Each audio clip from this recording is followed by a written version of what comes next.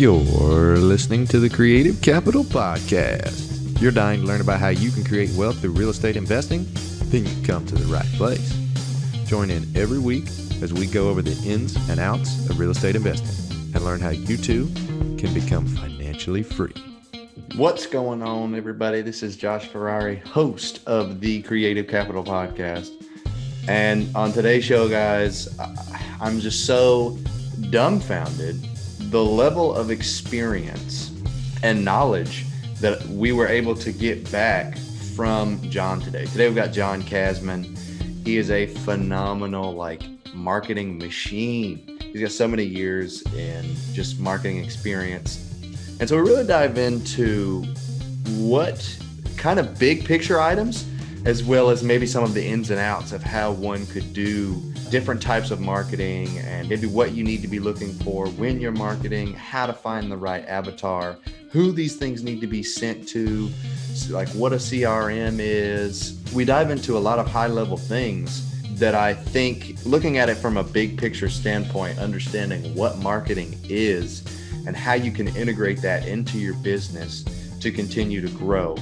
Guys, today's show is phenomenal. It's something I've really been trying to push more in this year, being that our goal is to hit 1,000 units, and I'm investor relations in our company, Ferrari Capital. So I'm really trying to be on the phones with people, creating these, having these one-on-one conversations on Zoom calls or doing these podcasts. I'm trying to create these higher senses of just personability and a genuine connection with people, so that at the end of the day, the connection will be so real and more genuine to where you actually remember the conversation that you had. You remember the person, you remember what it is that they do and how they want to help you. And things are changing so rapidly in life in general, but also in multifamily. One day you're looking for deals, the next day you're looking for capital, the next day you're needing a really good plumber. So if I'm able to be more communicative with you guys on a weekly, bi-weekly, monthly basis, then I'm able to ask you about your kids. I'm able to ask you about your family. I'm able to ask you about your business and what your current needs are. And then we're always thinking of each other top of mind when these kind of things come up. And so we both benefit more from staying more connected in that sense. And so that's what I'm trying to really zero in on. And so I'm needing to have CRMs and marketing and other things kind of outsourced so that I can focus on the personability aspect of the business. And so I know that was a little bit of a rabbit trail, but that's kind of what I'm looking for as far as marketing goes. And so we dive really deep into how that can really impact you and maybe what you need to do to be able to implement some of those things. And it's just a really phenomenal episode. John is a great guy. I would ask a question and he would dive so deep into that question. It's just phenomenal. I was dumbfounded. So without further ado, we are just going to jump right into the show. Hey, what's going on, John? It's good to have you out on the show. Hey, thank you for having me today. I appreciate it. Dude, I'm so stoked. This might be a little bit of a selfish episode just because I am seriously needing some help as far as marketing goes with my company and kind of where we're headed. So I'm super stoked about this episode, not only because you're on here, but also because we get to talk about marketing. So for those that don't really know who you are and what you do, tell us a little bit about yourself. Yeah, Josh, listen, name is John Casmon, and my background's in marketing. So like you, I am a multifamily investor, syndicator. I work with other investors to help them get the passive benefits of real estate investing, particularly with apartments. But my background's in marketing. So the thing about me is I spent 15 years in corporate America doing marketing for brands like Nike, Coors Light, Pepsi, so many other brands.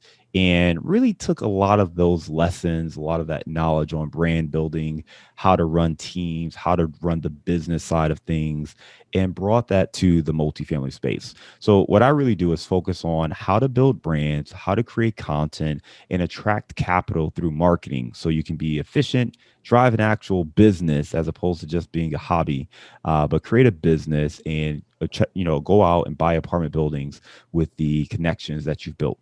I love that.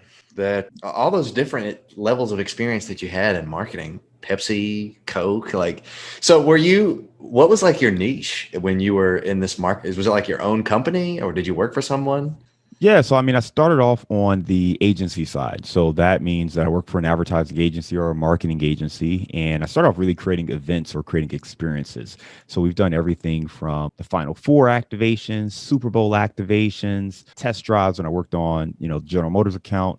I actually got hired directly for GM. So I did everything from, overseeing the Pontiac brand and overseeing vehicle launches and running some of our integrated partnerships to influencer marketing. I went back to the agency side where I was the account lead and I was tasked with kind of the business operations, really overseeing the growth of the company, running the P&L, the profit and loss, overseeing my staff, my team, and really driving profitability for my clients. So my job was really to run the business side of it, right? Make sure that we were profitable, make sure my clients were profitable, make sure we had the systems and processes to develop great creative, great ideas, and then make sure that those ideas got saw through all the way to execution. So I really ran it from a business standpoint. When I left the marketing world, I was a senior executive at the agency I worked at. But ultimately, I had a lot of things that happened that made me decide, hey, you know what? I'd rather spend most of my energy building a real estate portfolio and taking the marketing skills I've learned into that realm versus just staying in the corporate W-2 role. So in the marketing, it didn't sound like you had any specific experience in like marketing for real estate.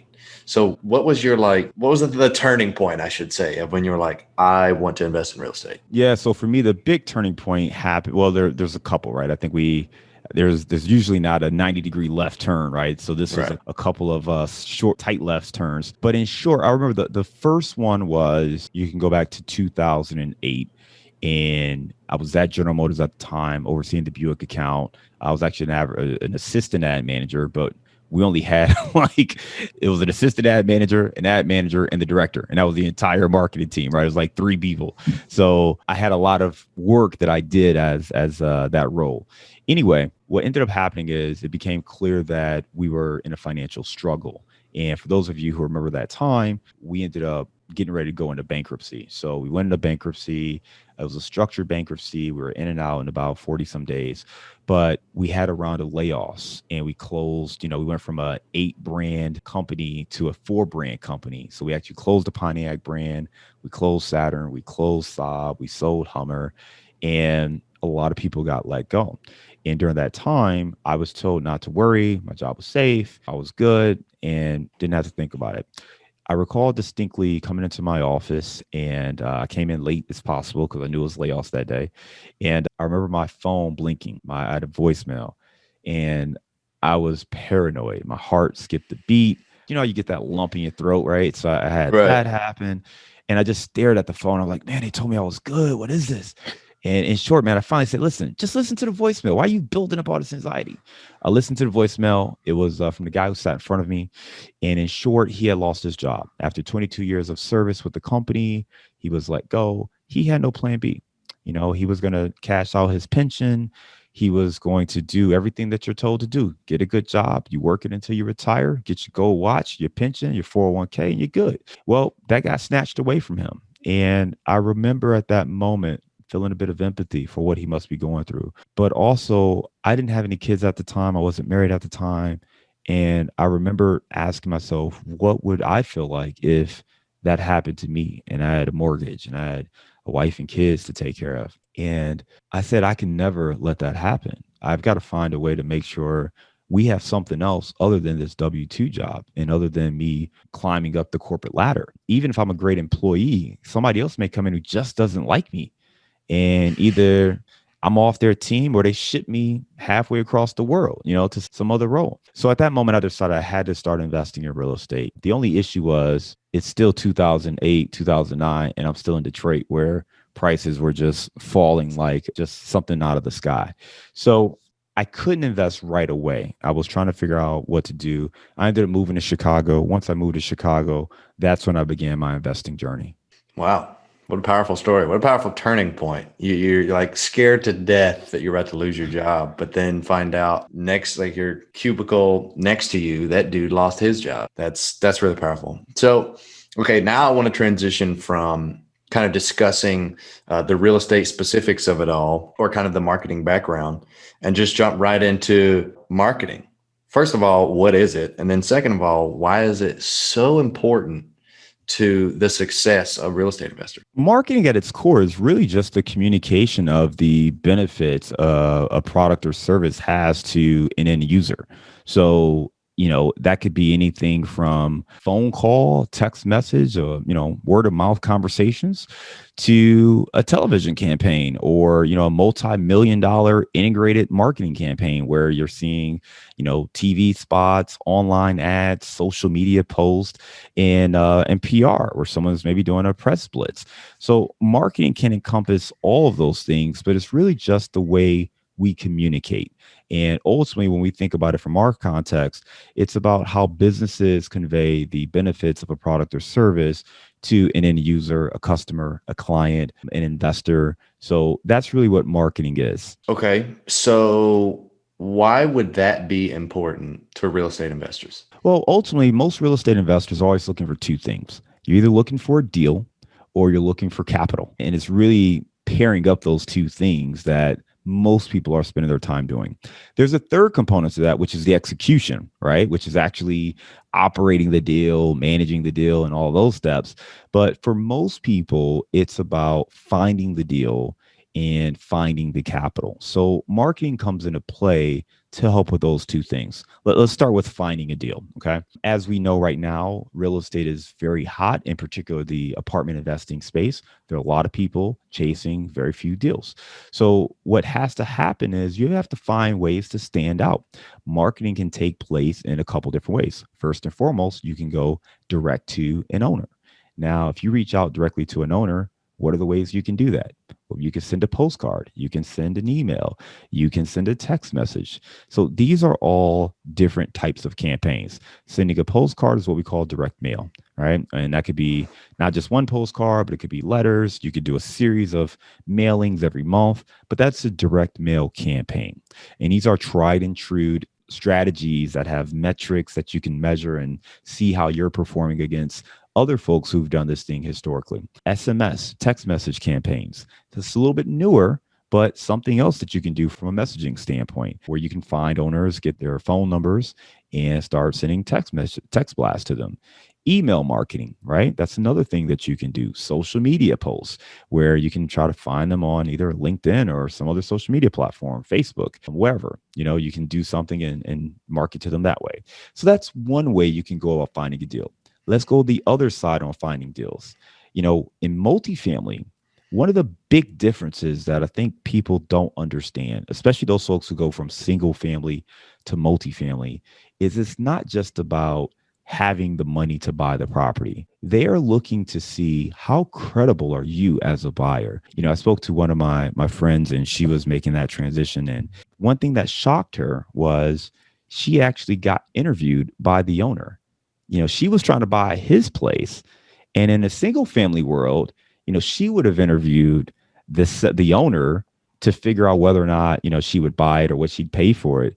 And in this situation, that dynamic was completely flipped. He interviewed her to figure out if she was worthy of even sharing financial information of her deal. So if you don't understand that piece, then you may be in a world of hurt, because if people don't find you credible, they're not going to give you the time of day in the multifamily space. So marketing from this standpoint is more about building your credibility, right? Are you worthy to actually be a player in this game? Are you worthy to review deals, to look at off-market opportunities? And are you going to actually buy the apartment? If you are deemed worthy, are you credible enough to actually close on that deal? So marketing really takes fold there in a couple different capacities. And I'll pause there before we move on to finding investors and capital. So, okay, now let's say we've got the implementation down. We know what we're going to do in order to attempt to get the result we're going to get, whether we're looking for deals, whether we're talking to investors, or educating people, just telling people who we are. And like you said, building that credibility, no matter what space you're in, self-storage, multifamily, single family, sending stuff out to individual sellers, whoever. So we've got our implementation. What about the strategy? How the heck do you know what to say to these people? There's a gazillion different options of what to say. And at the end of the day, you're not ever really going to know until you do it. So how can you try to maybe beat that curve? Yeah. So one of the things you want to understand is that when it comes down to what to say, you have to understand what you're solving for. And this is something that I speak to my clients about all the time. One of the things you really want to do is step back and build like an avatar, build a target profile, get a sense of who this individual is. What challenges are they facing? Why might they be selling? And if you can understand those things, you can start to recognize patterns. So one of the things that frequently happens is, and let's just take us, right? We're both syndicators. Well, we might be at the end of our cycle. So if we came into this with a 5-year hold, that was our business plan. We're in year 4. Well, maybe we're starting to think about selling. So is this a group that is just ready to sell because they've executed their business plan? And if so, what might they be looking for? Well, we might be interested in delivering strong investor returns. We might be interested in, pushing the IRR. So the sooner we can close, the better off we may be. We might be interested in doing a 1031 exchange. So we don't have to realize the capital gains. There's different things there. So if you can understand that, you now know what you may want to highlight in your offer and talking about how you've helped other owners in the past when doing deals, things like that, right? Maybe it's a group or it's a couple and maybe they're going through a divorce. What kind of challenges might they face? Maybe it's a partnership that's dissolving. Maybe it's someone who's older. They've owned that property for 30 years and they're just ready to retire and go off to Hawaii. So understanding what challenges they face will give you some insights to how you might position the benefits that you can provide by buying that property. On the flip side, if you start talking about raising capital or attracting investors for your deals, it's something very similar. You want to understand, what are people looking for?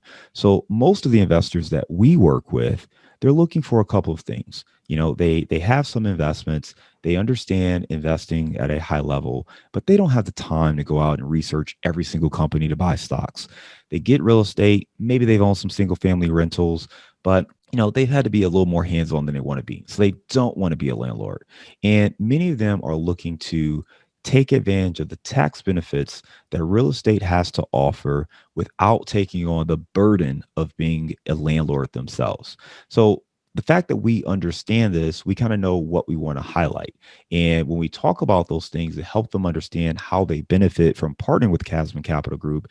It makes it a little bit of an easier conversation. So for us, it really comes down to getting to know the person on the other end. You have to really understand them. You want to build a profile. You want to understand the questions you get frequently. If 5 people ask you the same question, you can imagine that 500 people have that same question, even if they've never asked it, right? So get in front of it, give that information, tell them the answers to those questions, get in front of that conversation so people know who you are. And ultimately what you're trying to do is you're trying to build trust. You're trying to build the credibility with these people. And ultimately you're going to need all of those things if you're going to be successful as a marketer.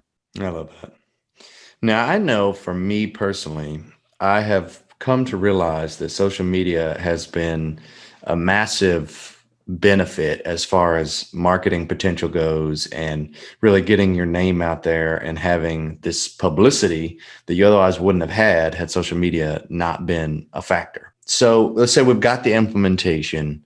We've now got the strategy. We found our avatar, who we want to send this to, how we want to solve their problems. I guess to circle back, what's your thought on social media? I mean, at a high level, social media is a great platform, and I think that there's really 2 ways you can look at social media. It can either be a tool in your tool belt, or it can be an entertainment source that kind of sucks away your productivity. I have a client who really does not like social media, and we had a long conversation about the need to leverage social media for his benefit. And my point was this: you don't have to get on social media and spend 3 hours a day, connecting with people and having conversations and just going down a rabbit hole. But what you do want to do is use it as an opportunity to build the connections and the network that you need to grow your business. So instead of thinking of it as trying to create the most compelling content in the world, why not use it as a platform for what it's supposed to truly be? It's supposed to be a social platform, a platform to meet people, to engage with people, to converse with people. Use it for that purpose, and you can find a benefit for your business and what you're doing. So, with that client in particular, we kind of laid out a roadmap to say, okay, here are the platforms that you should actually be on based on your investor avatar. Here's what you want to highlight in your communications. And here's the people that you want to start targeting just to have conversations with. Again, we can't force anyone to invest, but we do want to educate people on the benefits of our product and service, like we talked about, right? And if they're interested, give them the opportunity to learn more. It really is that simple when it comes down to social media. You can engage with people, give them information, share that knowledge, and invite them to come learn more and be a part of your community.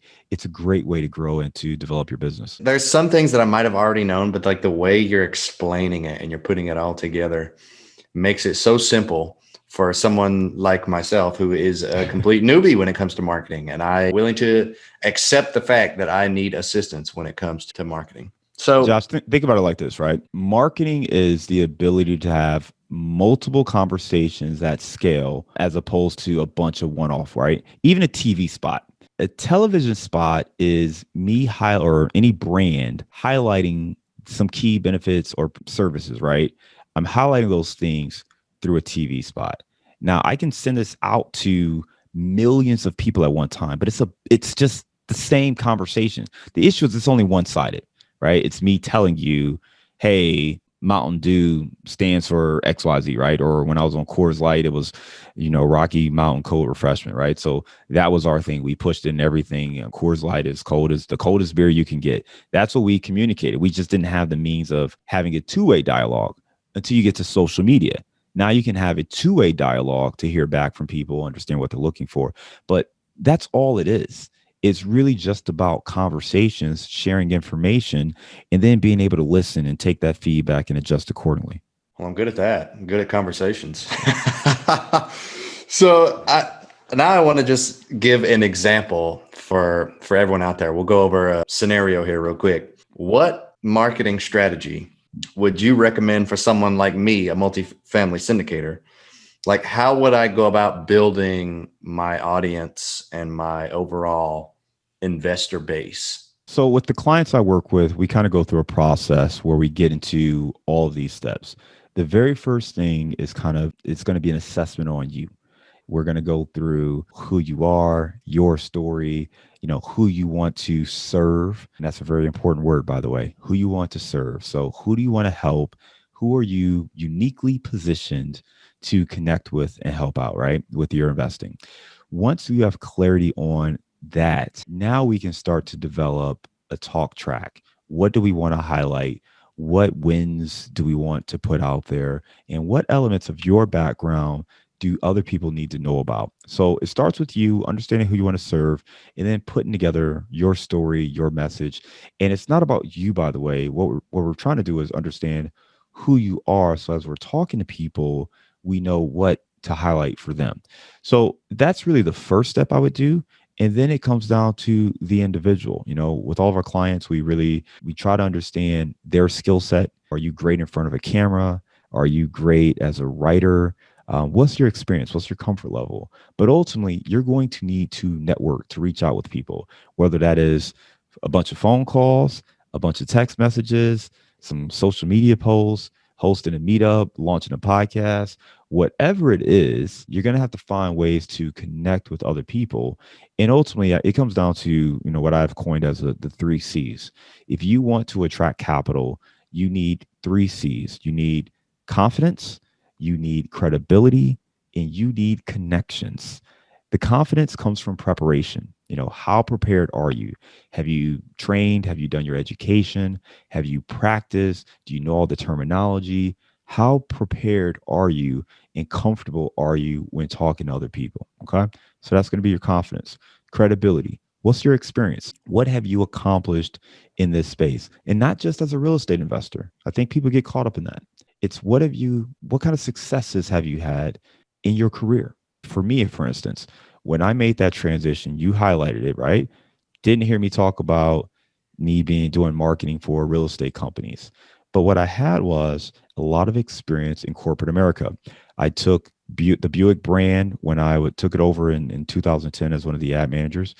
We took it from a place where people were not raving about Buick to the fastest growing brand in America. We got recognized by Ad Age magazine, which is an industry publication. I got recognized as one of the hottest advertising and marketing professionals by Black Enterprise magazine. We had a lot of success with that. I did a campaign for Miller Lite, Stand Up It's Miller Time with Kevin Hart before Kevin Hart was who he is today. We recognized that he was going to blow up and be a megastar, and we tapped him to do a national comedy search platform for us. It won a Reggie for us, won an award for experiential campaigns. I was able to grow my accounts every year for 5 straight years. I grew the profit and loss in our agency's profitability based on that. I oversaw 7 agency partners and oversaw $100 million advertising budget. None of that has anything to do with real estate, right? But do you think that I have some skill set when it comes to, managing a budget or project management? Some of the skills that are transferable when it comes to real estate. So you need to highlight your successes, highlight your wins. And if you can do that, now you're credible. Even with that, though, you have to build a credible team, because none of that matters if I don't have the right property manager or the right construction guy or the right team to run this, right? So you need to demonstrate some business savvy, some real estate savvy, and put together a team that instills confidence in your investors. And then lastly was connections, right? Ultimately, you're going to have the network to be able to raise capital. If you don't feel like you have that network today, you need to use the network you do have to get new introductions, right? So get on these social media platforms, engage, connect with new people, and grow your network so you can have a powerful network to raise capital consistently. I like that. The 3 C's. What was it? Confidence, credibility, and connections. That's right. I fully agree with the last one, connections specifically, especially when it comes to raising capital. I've heard so many times people say, if you just find the deal, the money will come. It won't. It ain't coming if no one knows you, and if no one knows that you're even in this industry. And maybe they do know you're in the industry, but you don't have credibility. Like, you're going to need all of that combined in order to be successful. Even if you're not doing multifamily syndications, you're not trying to raise money. You're just trying to buy your own deals. You're going to need the team connections. You're going to need the confidence to buy it and not have analysis paralysis. And then what was the last one? Credibility. Yeah. You're going to need credibility to get anywhere with any of this team, with the broker, with the realtor, with anybody. Okay. So this next question is kind of a one-off. What, or would you recommend using Active Campaign as a marketing platform? And then if so, what's the best use of that platform? Because I hear so many people say that that's the one you need to use. That's it. That's it. CRM. It's amazing. And I'm like, for what? That's a very specific question. It is. It is. Here's, let me ladder it up so it's more relevant to everybody, right? When we talk about connections, one of the things you're going to need is a methodology to stay connected to the people in your network. If you don't have a way to reach out to people, it's going to be really hard to leverage the power of that network. Just because you have 2,000 friends on Facebook doesn't mean you have a powerful network. If you're not doing a 506C deal, let's say you're doing a 506B deal, you cannot announce that on Facebook. So that doesn't help you. So you need a method to take those connections and get them into a CRM tool or customer relationship marketing, something where there's a database where you can now start to engage people who are truly interested in investing and at least give them the information to learn more about the process. So there are a lot of different tools out there. You mentioned Active Campaign, MailChimp is another one. There are a lot of different project management tools, HubSpot, and I mean, there's a ton of them. I do like Active Campaign. It's one that is very popular. I do not use it, but I do know a lot of folks who use it, and it's one that I definitely recommend. Ultimately, what you should be looking for is going to vary based on your needs. But I would say in a CRM tool, you want the ability to communicate with your contacts, right? To send emails and to send announcements and updates and do your newsletters or whatever it is you're writing. You want the ability to track your conversations or track your engagements. So I think that's very helpful. And you want a way to manage or to look at or understand the metrics. How many people are opening your emails? What emails are they responding to?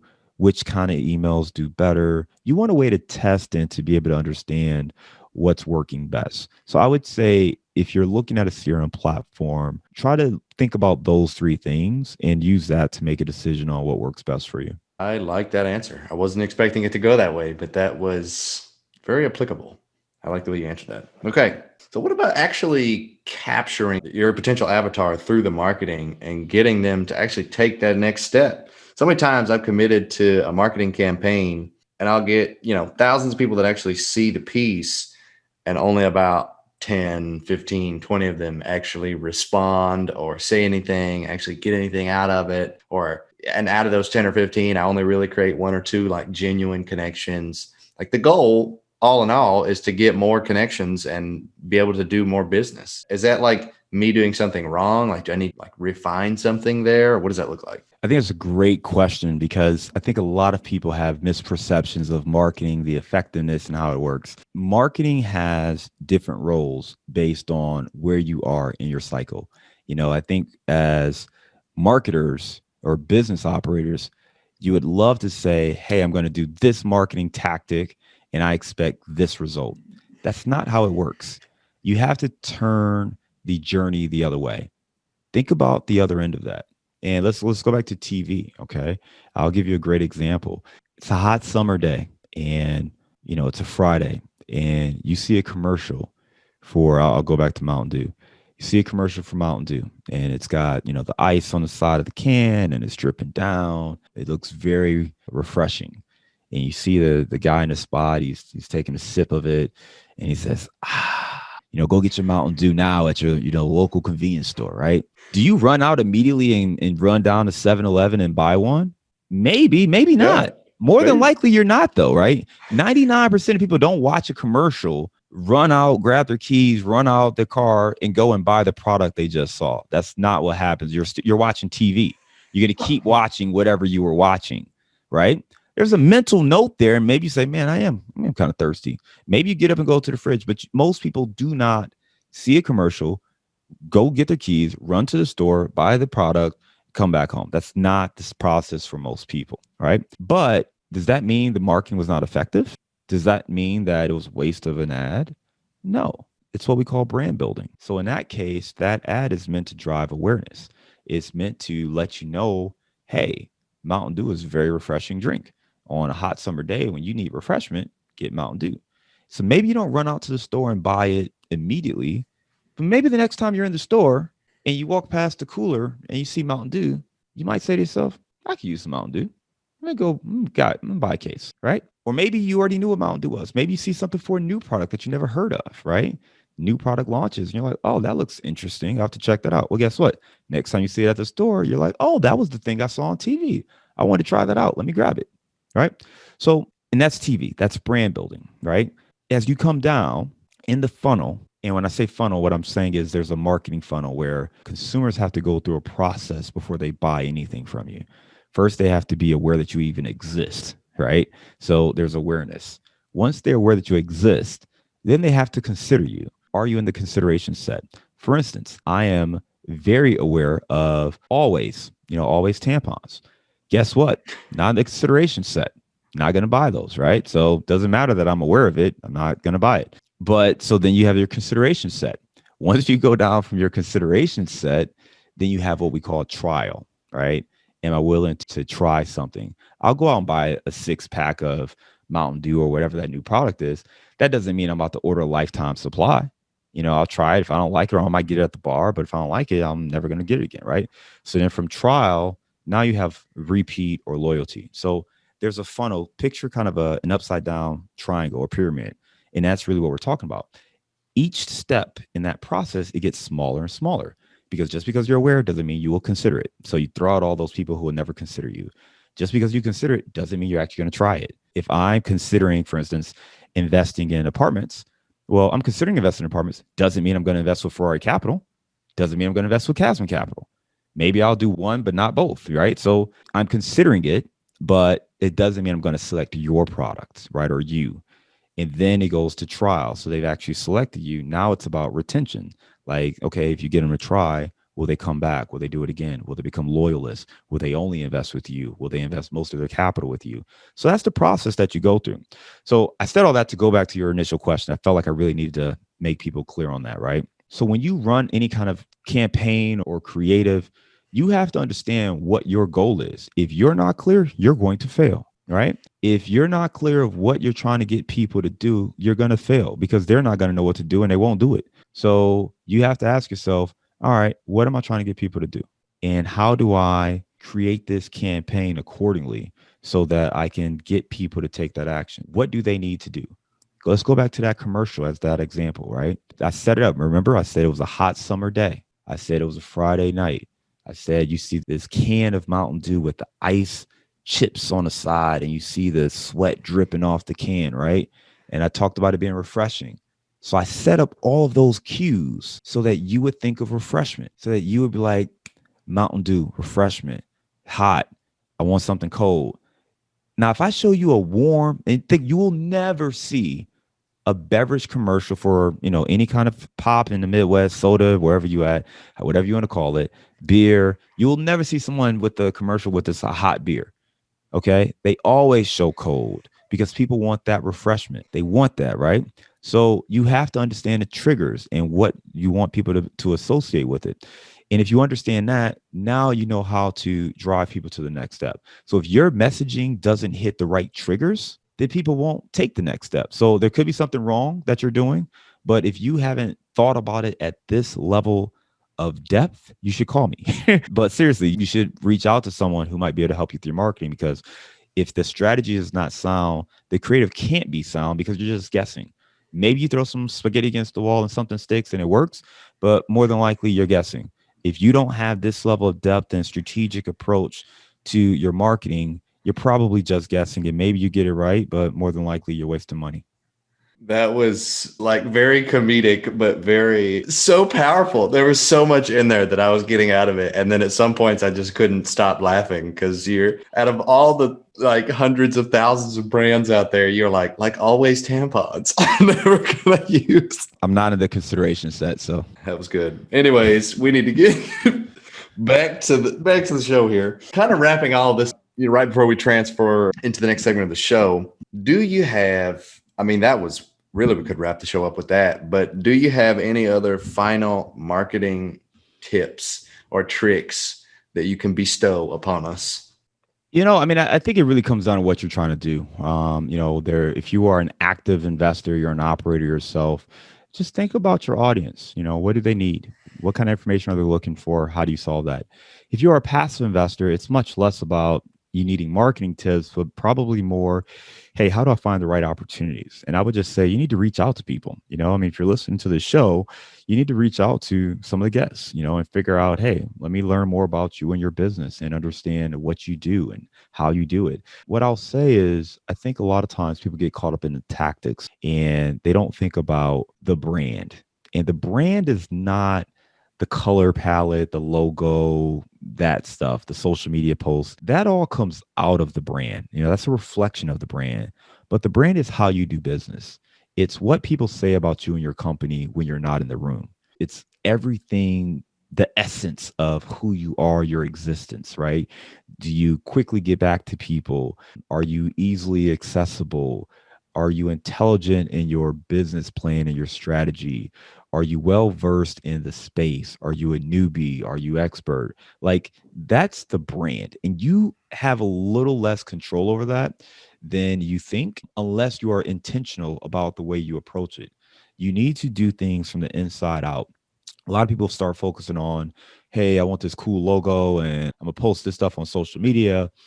But that's not building a brand. A brand is about who you want to be and the way you want to come across to your potential audience. So in this case, we're talking about investors and raising capital, or maybe the brokers if you're trying to build a brand to go out and get deals with sellers. But it's really about the way you approach it, right? The way you think about your ingredients, the way you think about your process, the way you think about every step in your business. That's really the start. And I think your creative, your messaging, your emails, that should all be a reflection of that. Like we joked about the always tampons thing, right? Part of that for me is like, I know we're talking about serious investments, $50,000, $100,000 investments. It doesn't mean we have to walk around in starch shirts and ties, choking our throats and being super preppy. We can relax, we can joke, we can have a good time, we can let our personality shine, we can be someone that people actually want to get to know and talk about if that's your brand. If your brand is analytical by the numbers, that's fine too. But all of this is a representation of the brand. And I think you always want to put that brand in an authentic way. You never want to be something you're not. Do not lie and misrepresent your experience to people.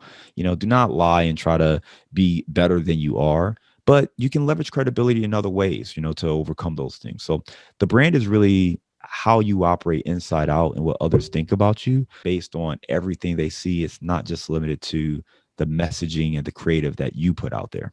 Okay, now we are going to segue into the next segment of the show called the Pod Decks segment. I don't know if you've ever heard of Pod Decks, but basically it's a company that has gazillion decks of cards with questions on the back.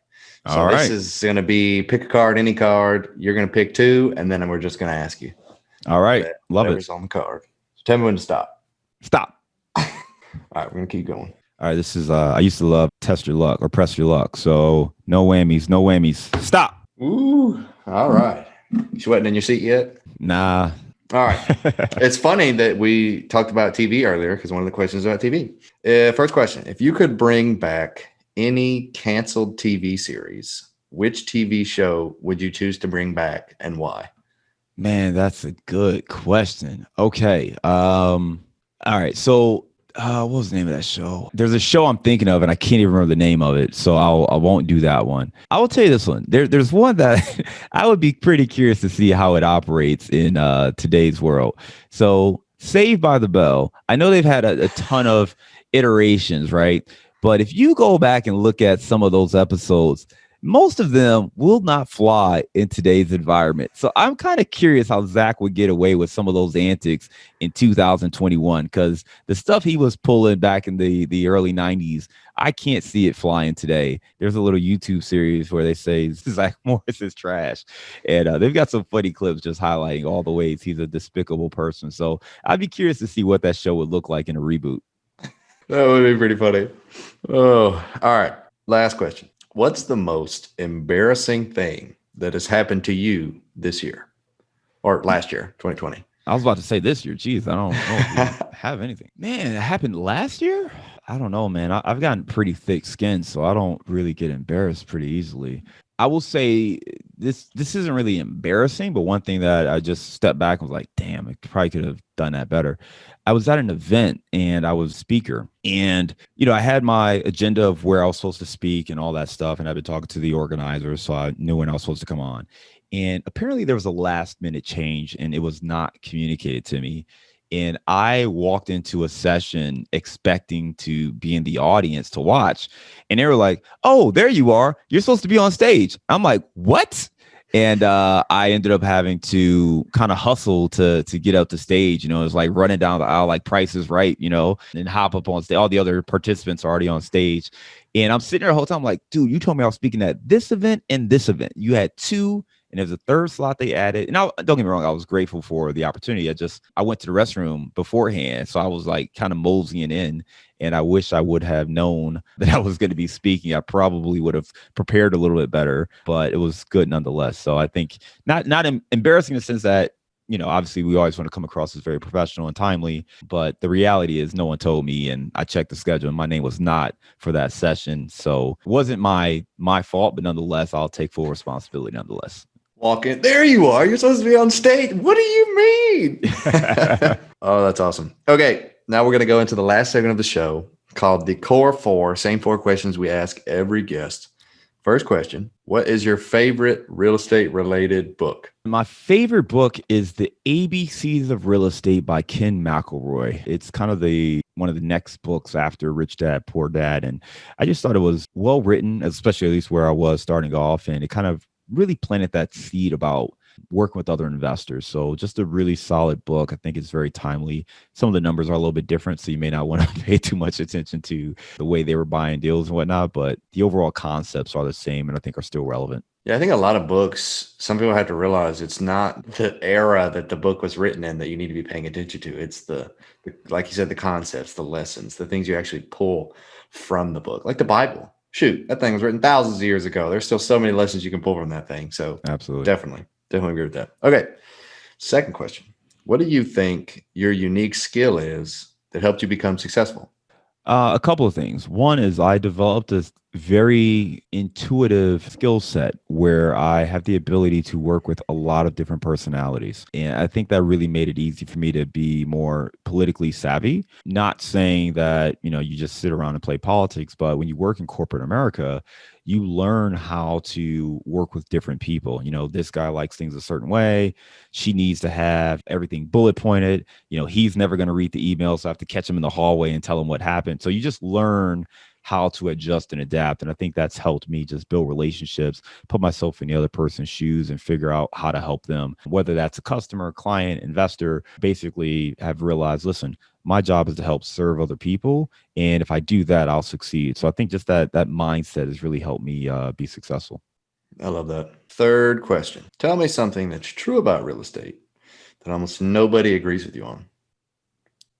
I'm thinking that long pause of silence. We'll be sure to add that in yeah. there. So, I don't know if no one agrees with me, but I will say this. I strongly believe that the sub-market is more important than the MSA. I know we always focus on the metro market, if you're in Dallas, Fort Worth, whatever the market may be, there's a lot of focus on the metro, but I would tell you, I believe strongly that the sub-market is more important. They're both important, don't get me wrong, but I would say the sub-market is probably more important than the macro. If you want me to elaborate, I can, but that's my point that I'm going to stick on. And I don't think too many people agree with me on that.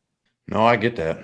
I definitely get that. Some people think that, and I guess it's different. It depends on what they're actually thinking and how they're actually coming about the conversation. But some people say if their property's in a sub-market, they're only going to look at the MSA because it's a sub-market of that. And so they're like, well, the city's doing really great. Obviously, the sub-market's going to do great. Yeah, not always. And the inverse too. I mean, we could talk about, Detroit and where I was before, right? When I left Detroit, the city was facing a lot of hard times. Well, guess what? In every city, there's still desirable parts. There are parts that people want to live, and there's only so many homes and apartments that are going to be in that place. But there's going to be some development and some growth in some areas in every city, right? So if you can find those places, even in the harder hit places, you'll have success. And in the same way, even in the greatest MSAs, there are parts where people don't want to live. There are parts where people are like, hey, stay away from there. You don't want to be over that side of town.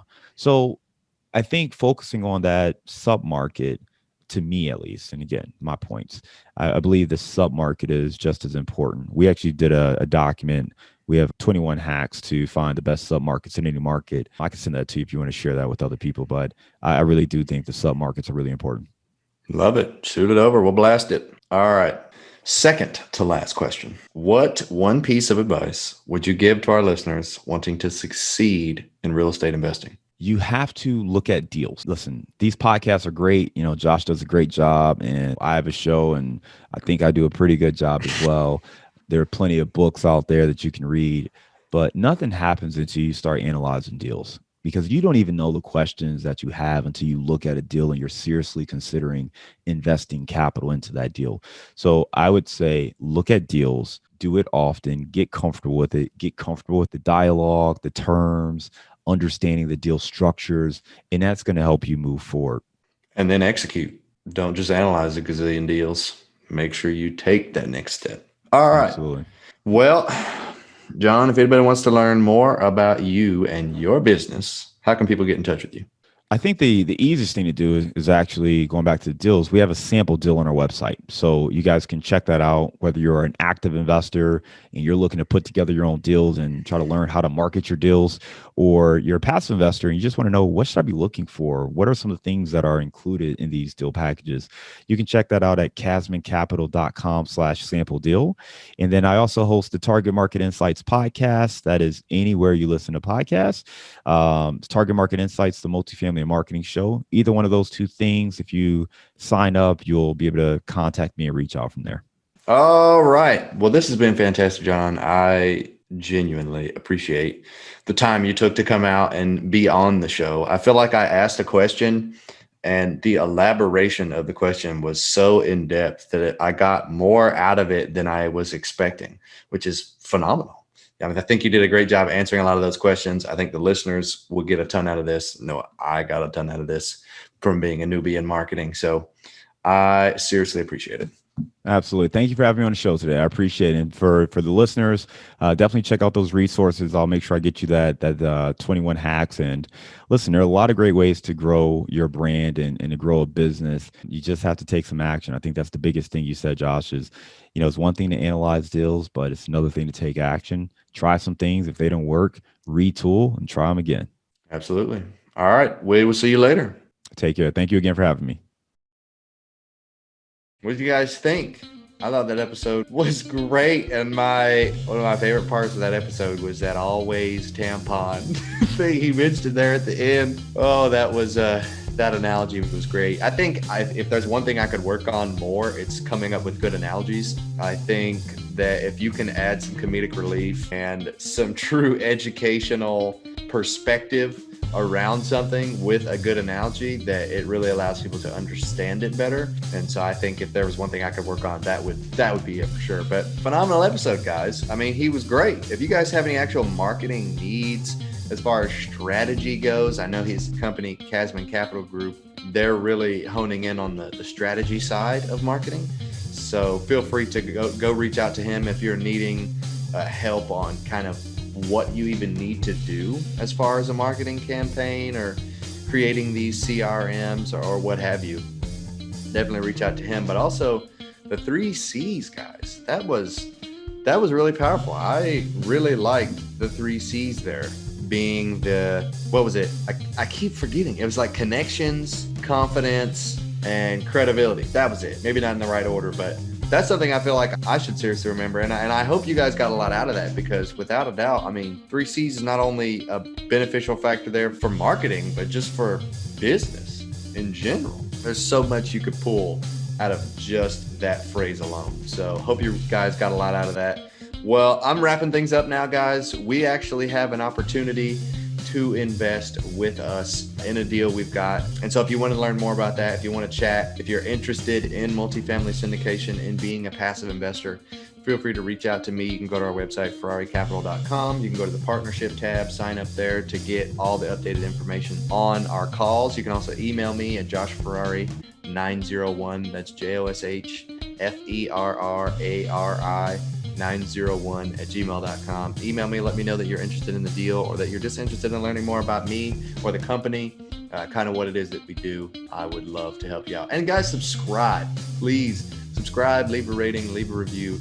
It helps so much in other people being able to learn all the benefits of real estate investing and how they could get involved with, maybe not necessarily specifically us, but the real estate industry as a whole and how they could benefit. And it just helps everyone in the long run. So if you could do that, that would be very much appreciated. All right, guys, that's all I got. I'll see you next week. This is Josh Ferrari signing off.